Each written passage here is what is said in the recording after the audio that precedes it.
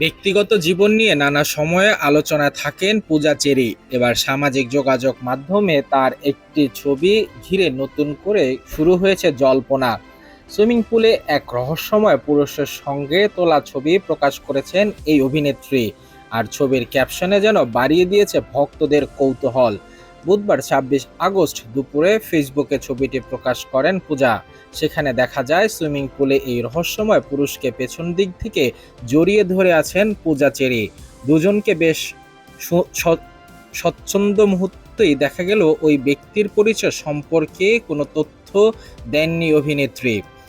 ছবির সঙ্গে পূজা লিখেছেন, দুই আত্মা, এক নীরব মুহূর্ত। এই ক্যাপশন প্রকাশের পরেই অনুসারীদের মধ্যে শুরু হয় নানা আলোচনা। অনেকেই মন্তব্য করে জানতে চেয়েছেন পূজার সঙ্গে থাকা এই ব্যক্তিকে।